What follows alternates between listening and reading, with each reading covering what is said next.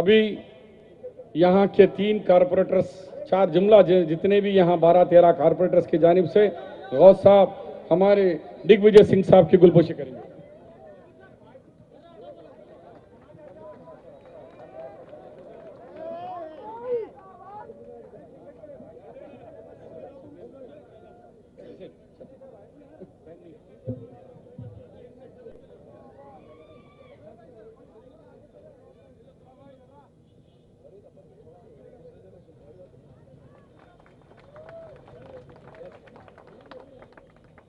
हमारे प्रदेश कांग्रेस कमेटी के अध्यक्ष उत्तम रेड्डी जी,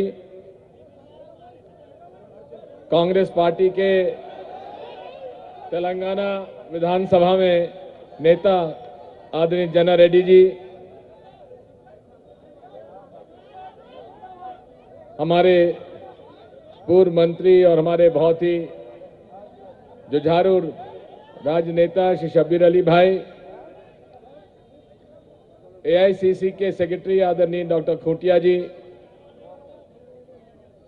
मंच पर विराजमान सभी आदरणीय विधायकगण, कॉरपोरेटर उम्मीदवार, वरिष्ठ नेतागण और हमारे पुराने शहर में अलग जगाने के लिए आए हुए भाई खुर्शीद अहमद साहब, हमारे हैदराबाद जिले शहर के भाई सोहेल जी, और बहुत ही मैं तो आज गौस भाई की तकरीर सुनकर बहुत प्रभावित हुआ हूं। एक बहुत ही जज्बाती नेता हम लोगों के साथ जुड़ा है। बहुत बहुत शुक्रिया गौस भाई आपको।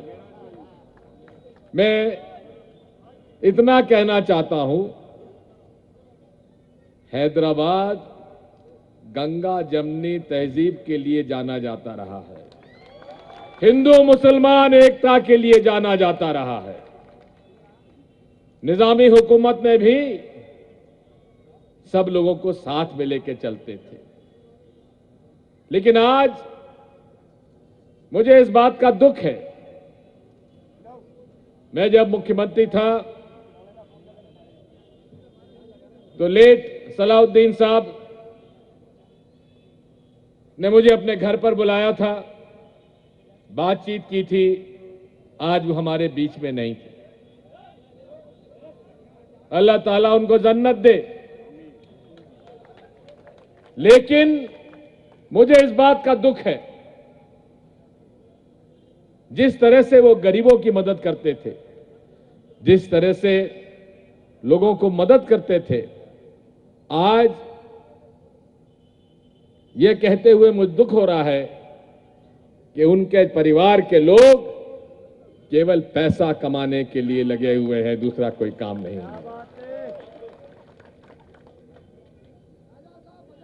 इस्लाम खतरे में बताते हैं, इधर ये इस्लाम खतरे में बताते हैं और वहीं आरएसएस भाजपा हिंदुओं का सनातन धर्म खतरे में बताती है। दोनों धर्म खतरे में नहीं है। खतरे में है तो ये फिरका परस्त ताकतें मुसलमानों की और हिंदुओं की, जो लड़ाकर अपनी राजनीति करते हैं, दंगा फसाद करा के अपनी राजनीति करना चाहते हैं। मैं पूछना चाहता हूं ओवैसी परिवार से, जब तक कांग्रेस की सरकार थी आपने फायदा उठाया, अब टीआरएस की साथ सरकार बन गई तो आप उनके साथ चल पड़े। तो आप चाहते क्या हैं? हैदराबाद की तस्वीर अगर बदली है तो कांग्रेस पार्टी ने बदली है। हैदराबाद के अंदर जितने भी संस्थाएं आई हैं कांग्रेस लाई है। राजशेखर रेड्डी साहब के समय बड़े पैमाने पर यहां योजनाएं ली गई, और सबसे बड़ी बात यह है, मैं उस समय जनरल सेक्रेटरी इंचार्ज था, जब 4% रिजर्वेशन मुसलमानों के लिए दिया गया तो अदालत में लड़ाई लड़ने के लिए राजशेखर रेड्डी जी ने कहा कि सबसे बेहतरीन वकीलों को लगाया जाएगा। शब्बीर भाई और जना रेड्डी साहब हमारे साथ थे, उत्तम रेड्डी साहब थे, सब लोगों ने मिलकर बेहतरीन वकील लगाकर लड़ाई आखिर तक लड़े, जिसकी वजह से मुस्लिम गरीब बच्चे जो कि फीस नहीं दे पाते, वो इंजीनियर बने, डॉक्टर बने और उनको नौकरियों, सरकारी नौकरियों में जगह मिली। इस देश में दो फेंकू लोग हैं, एक दिल्ली में बैठा है, एक हैदराबाद में बैठा है। वो फेंकू दिल्ली में चारों तरफ फेंकता रहता है और एक फेंकू हैदराबाद में है जो यहां पर कहता है मुसलमानों तुमको 12% में रिजर्वेशन दे दूंगा, 4 महीने में दे दूंगा। लेकिन 20 महीने होने आए, आज तक इस बारे में बात भी नहीं करते और उल्टा मना करते हैं कि ऐसा कुछ नहीं हुआ। ये वही टीआरएस है जिसने हैदराबाद में अलग अलग जगह से आए हुए लोगों को बसाया। उनके बारे में कहते थे कि अगर टीआरएस की सरकार बन गई तो उनको लात मार के भगा दिया जाएगा। और आज वही व्यक्ति जो लात मार के भगाने की बात करता था, वो आज हाथ जोड़कर माफी मांगता है। ये लोग वो हैं जिन पर भरोसा नहीं किया जा सकता।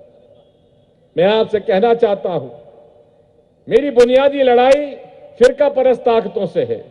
कांग्रेस पार्टी की लड़ाई इन फिरका परस्त ताकतों से है। कांग्रेस वो पार्टी है जिसने आरएसएस के साथ कभी हाथ नहीं मिलाया, कभी भारतीय जनता पार्टी से मिलकर कभी चुनाव नहीं लड़ा, कभी शिवसेना भारतीय जनता पार्टी के साथ सरकार नहीं बनाई। बाकी हर पार्टी ने समझौते किए हैं। मैं आपसे कहने के लिए आया हूं, आज इस देश में खतरा है तो फिरका परस्त ताकतों से खतरा है, जो हिंदू मुसलमानों में खाई पैदा करते हैं, जो हिंदू मुसलमानों के बीच में 1000 साल से ज्यादा पुराना जो एक बंधन है, भाईचारा है, उसको मिटाने में ये दोनों राजनीतिक स्वार्थ के लिए अपना काम करते हैं। मैं आपसे कहना चाहता हूं, ग्रेटर हैदराबाद म्युनिसिपल कॉरपोरेशन का चुनाव हो रहा है। पहली बार कांग्रेस पार्टी सालों के बाद आज पुराने शहर में मजबूती के साथ खड़ी होती दिख रही है। जितने लोग हैदराबाद के वोटर हैं, जो निजाम समय के और पहले के गंगा जमनी संस्कृति में भरोसा करते हैं, जो हिंदू मुस्लिम एकता में भरोसा करते हैं, जो भाईचारे में भरोसा करते हैं, उन सब लोगों से मेरी हाथ जोड़कर प्रार्थना है कि आप सबका वोट कांग्रेस के उम्मीदवारों को जाना चाहिए, ताकि मिलकर इस शहर को खूबसूरत बनाएं और आगे बढ़ाएं। आज इस देश में नरेंद्र मोदी जी ने अनेक वादे किए और धीरे धीरे ये बात सामने आती जा रही है कि वो लोग कहते थे महंगाई बहुत बढ़ रही है, आज दाल 250 250 रुपया किलो हो गई। बीजेपी का एक नेता ने आज तक नहीं कहा कि इतनी दाल महंगी क्यों हो गई, क्योंकि फायदा किसको हुआ? फायदा हुआ बीच के बिचौली व्यापारियों को, किसानों को भी फायदा नहीं हुआ और उपभोक्ताओं को फायदा भी नहीं हुआ। मैं आज इस अवसर पर चंद्रबाबू नायडू से पूछना चाहता हूं, आप एक तरफ भारतीय जनता पार्टी के साथ हाथ मिलाकर और आप सरकार से चलाते हैं, दूसरी तरफ आपने तेलंगाना राज्य न बने उसके लिए मुखालफत की। आंध्र प्रदेश में जाते हैं तो कहते हैं मैं तेलंगाना राज्य में आंध्र प्रदेश का बंटवारा करने के पक्ष में नहीं था, लेकिन तेलंगाना आके कहते हैं जब तक मैंने दस्तखत नहीं किए तेलंगाना नहीं बना। ये अलग कहने वालों की मैं बात कहता हूं कि जनता के बीच में कुछ कहते हैं, कहीं कुछ कहते हैं, इन पर भरोसा नहीं किया जा सकता। इसलिए मैं आपसे आखिरी बात कहना चाहता हूं, सोनिया गांधी आज वो नेता है जिन्होंने समाज को जोड़ा है, जिन्होंने गरीब के लिए काम किया है। इंदिरा गांधी ने, पंडित जवाहरलाल नेहरू ने जो हुकूमत की, आज इस देश में गंगा जमनी संस्कृति को, हिंदू मुस्लिम एकता के लिए कांग्रेस पार्टी को वोट दें, यही मेरी आपसे हार्दिक प्रार्थना है। बहुत बहुत धन्यवाद। जय हिंद, जय तेलंगाना।